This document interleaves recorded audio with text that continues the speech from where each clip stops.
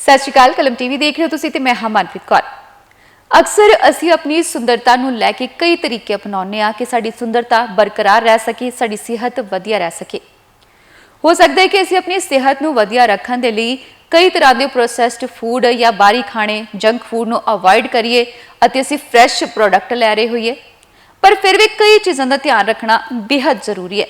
जिवें कि तुसीं अपने वालां नूं किस नाल धो रहे हो, फाउंडेशन दे विच की है जो तुसीं रोज वरतदे हो, निजी देखभाल लई रोजाना किहड़े रसायनां नूं लागू कर रहे हो।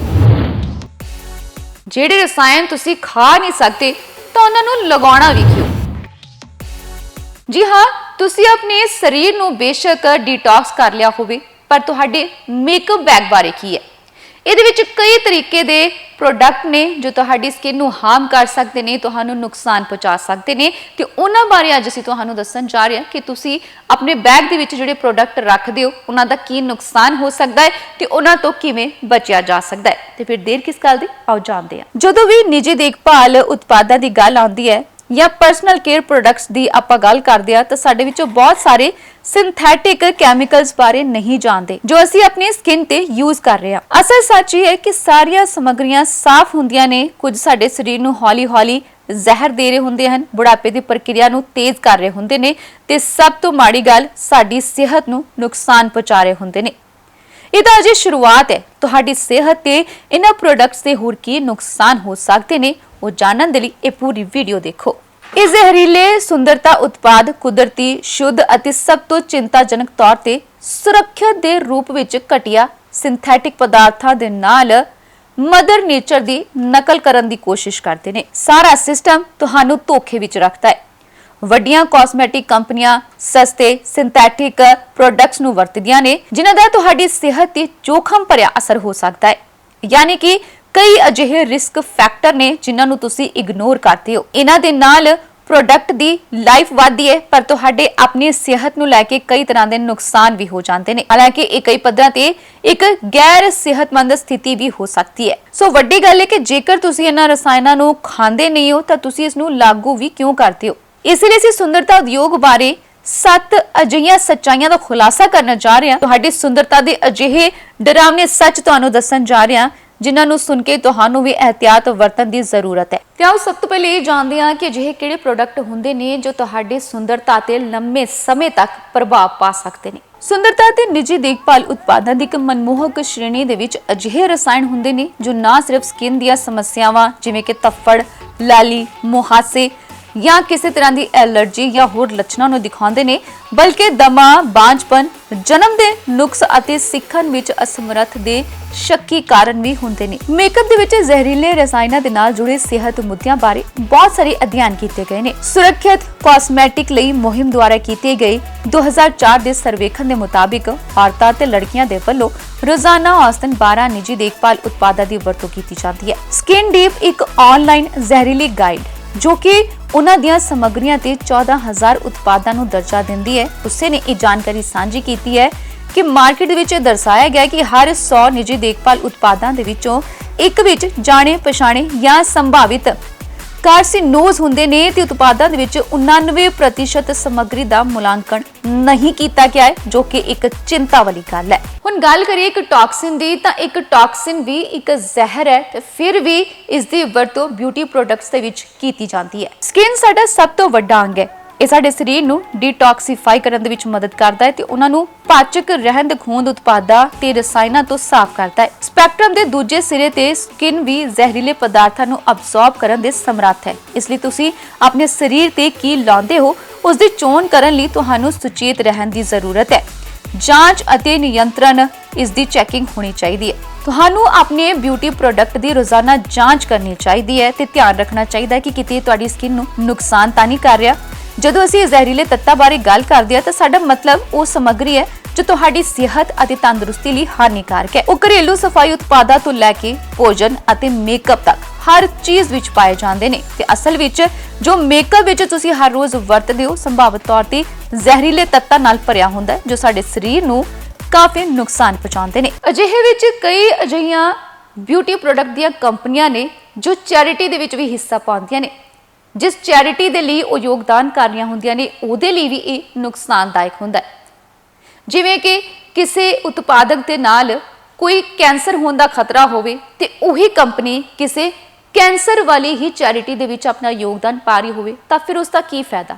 ਆਓ ਇਹਦੇ ਬਾਰੇ ਵੀ ਖੁੱਲ ਕੇ ਗੱਲ ਕਰਦੇ ਹਾਂ। ਛਾਤੀ ਕੈਂਸਰ ਜਾਗਰੂਕਤਾ ਅਤੇ ਖੋਜ ਨੂੰ ਉਤਸ਼ਾਹਿਤ ਕਰਨ ਵਾਲੇ ਗੁਲਾਬੀ ਰਿਬਨ ਉਤਪਾਦਕਾਂ ਦੀ ਇੱਕ ਬੈਰਾਜ ਹੁੰਦੀ ਹੈ। ਹੈਰਾਨੀ ਦੀ ਗੱਲ ਇਹ ਹੈ ਕਿ ਇਹਨਾਂ ਦੇ ਵਿੱਚੋਂ ਬਹੁਤ ਸਾਰੇ ਵੱਡੇ ਬ੍ਰਾਂਡ ਅਸਲ ਦੇ ਵਿੱਚ ਆਪਣੇ ਉਤਪਾਦਾਂ ਵਿੱਚ ਜ਼ਹਿਰੀਲੇ ਤੱਤਾਂ ਦੁਆਰਾ ਛਾਤੀ ਦੇ ਕੈਂਸਰ ਦੇ ਨਿਦਾਨ ਵਿੱਚ ਯੋਗਦਾਨ ਵੀ ਪਾ ਰਹੇ ਨੇ। ਘਰੇਲੂ ਨਾਮ ਦੇ ਨਿੱਜੀ ਦੇਖਭਾਲ ਉਤਪਾਦਾਂ ਦੇ ਵਿੱਚ ਪ੍ਰਜਨਨ, ਜ਼ਹਿਰੀਲੇ, ਹਾਰਮੋਨ ਵਿਘਨ ਪਾਉਣ ਵਾਲੇ ਰਸਾਇਣਾਂ ਅਤੇ ਕਾਰਸੀਨੋਜ਼ ਸ਼ਾਮਲ ਹੁੰਦੇ ਨੇ ਤੇ ਉਹ ਸੁੰਦਰਤਾ ਉਦਯੋਗ ਸਿੰਥੈਟਿਕ ਰਸਾਇਣ ਉਦਯੋਗ ਦਾ ਇੱਕ ਵੱਡਾ ਗਾਹਕ ਹੈ। ਇਸ ਲਈ ਉਹਨਾਂ ਨੂੰ ਛਾਤੀ ਦੇ ਕੈਂਸਰ ਖੋਜ ਅਤੇ ਔਰਤਾਂ ਦੀ ਸਿਹਤ ਦੇ ਚੈਂਪੀਅਨ ਨਹੀਂ ਮੰਨਿਆ ਜਾਣਾ ਚਾਹੀਦਾ। ਹੁਣ ਜੇਕਰ ਪ੍ਰੋਡਕਟ ਦੀ ਜਾਣਕਾਰੀ ਦੀ ਗੱਲ ਕਰੀਏ ਤਾਂ ਅਜਿਹਾ ਕਈ ਵਾਰ ਹੁੰਦਾ ਹੈ ਕਿ ਪ੍ਰੋਡਕਟ ਦੇ ਬਾਹਰ ਉਹ ਜਾਣਕਾਰੀ ਨਹੀਂ ਦਿੱਤੀ ਗਈ ਹੁੰਦੀ ਜੋ ਕਿ ਤੁਹਾਡੀ ਸਿਹਤ ਲਈ ਜਾਂ ਸਕਿਨ ਲਈ ਹਾਨੀਕਾਰਕ ਹੋ ਸਕਦੀ ਹੈ, ਉਸ ਨੂੰ ਲੇਬਲ ਤੇ ਦਰਸਾਇਆ ਨਹੀਂ ਜਾਂਦਾ। ਸਾਡੇ ਸਮੱਗਰੀ ਲੇਬਲਿੰਗ ਕਾਨੂੰਨਾਂ ਦੇ ਵਿੱਚ ਕਮੀਆਂ ਕੰਪਨੀਆਂ ਨੂੰ ਸੂਚੀਬੱਧ ਕਰਨ ਤੋਂ ਛੋਟ ਦਿੰਦੀਆਂ ਨੇ। ਚਿੰਤਾ ਦਾ ਵਿਸ਼ਾ ਵੀ ਇਹੀ ਹੈ ਕਿ ਸੂਚੀਬੱਧ ਸਮੱਗਰੀ ਤੋਂ ਬਿਨਾਂ ਉਤਪਾਦਾਂ ਦੀ ਗਿਣਤੀ ਹੈ, ਖਾਸ ਤੌਰ ਤੇ ਅੱਖਾਂ ਦੇ ਮੇਕਅਪ ਉਤਪਾਦਾਂ ਜਿਨ੍ਹਾਂ ਦੇ ਵਿੱਚ ਕਈ ਵਾਰ ਲੀਡ ਤੇ ਪਾਰਾ ਵਰਗੀਆਂ ਭਾਰੀ ਧਾਤਾਂ ਸ਼ਾਮਲ ਹੁੰਦੀਆਂ ਨੇ।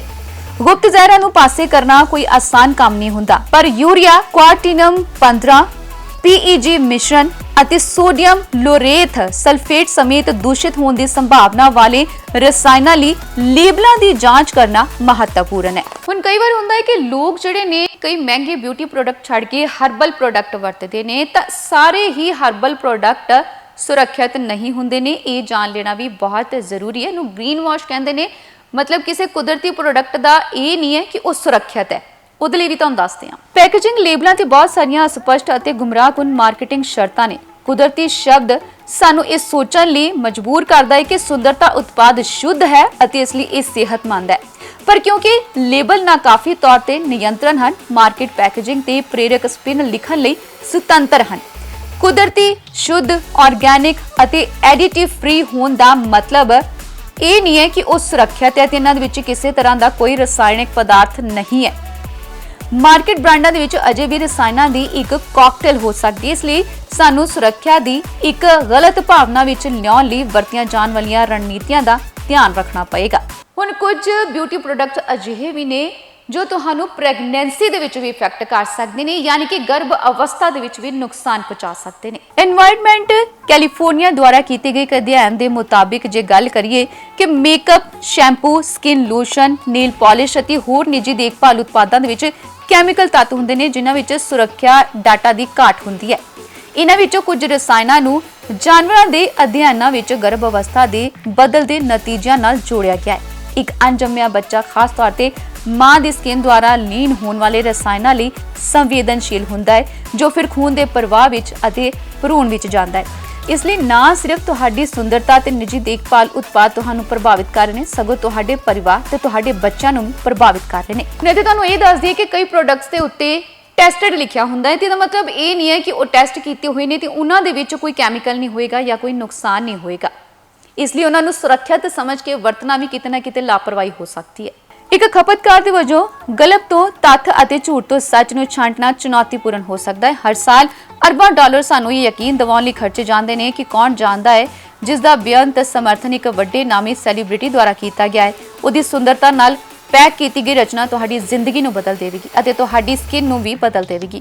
ਇਸ ਲਈ ਕਿਸੇ ਤਰੀਕੇ ਨਾਲ ਵੀ ਮੂਰਖ ਨਾ ਬਣੋ। ਆਪਣੇ ਆਪ ਨੂੰ ਇਸ ਇਨਫੋਰਮੇਸ਼ਨ ਦੇ ਨਾਲ ਲੈਸ ਕਰੋ ਤੇ ਇਸ ਬਾਰੇ ਸੂਚਨਾ ਫੈਲਾਓ ਕਿ ਤੁਸੀਂ ਆਪਣੀ ਸਕਿਨ ਅਤੇ ਸਰੀਰ ਵਿੱਚ ਕੀ ਪਾ ਰਹੇ ਹੋ। ਸੋ ਇਹ ਤਾਂ ਸਾਰੀ ਗੱਲ ਸੀ ਬਿਊਟੀ ਪ੍ਰੋਡਕਟਸ ਦੀ ਜੋ ਅਸੀਂ ਤੁਹਾਨੂੰ ਦੱਸੀ ਹੈ ਕਿ ਬਿਊਟੀ ਪ੍ਰੋਡਕਟਸ ਵਰਤੋ ਜ਼ਰੂਰ, ਪਰ ਕੁਝ ਇਹਤਿਆਤ ਵਰਤ ਕੇ ਅਤੇ ਇਹ ਜਾਂਚ ਰੋਜ਼ਾਨਾ ਕਰਦੇ ਰਹੋ ਕਿ ਕਿਤੇ ਕੋਈ ਬਿਊਟੀ ਪ੍ਰੋਡਕਟ ਤੁਹਾਨੂੰ ਨੁਕਸਾਨ ਤੇ ਨਹੀਂ ਪਹੁੰਚਾ ਰਿਹਾ, ਤੁਹਾਡੇ ਬਾਹਰਲੇ ਸਰੀਰ ਤੋਂ ਲੈ ਕੇ ਅੰਦਰੂਨੀ ਸਰੀਰ ਤੱਕ ਕਿਸੇ ਤਰ੍ਹਾਂ ਦਾ ਕੋਈ ਪ੍ਰਭਾਵ ਤੇ ਨਹੀਂ ਪੈ ਰਿਹਾ, ਜੋ ਕਿ ਬਹੁਤ ਜ਼ਰੂਰੀ ਹੈ। ਤਾਂ ਹੀ ਤੁਸੀਂ ਆਪਣੇ ਆਪ ਨੂੰ ਸੁੰਦਰ ਤੇ ਤੰਦਰੁਸਤ ਰੱਖ ਸਕਦੇ ਹੋ।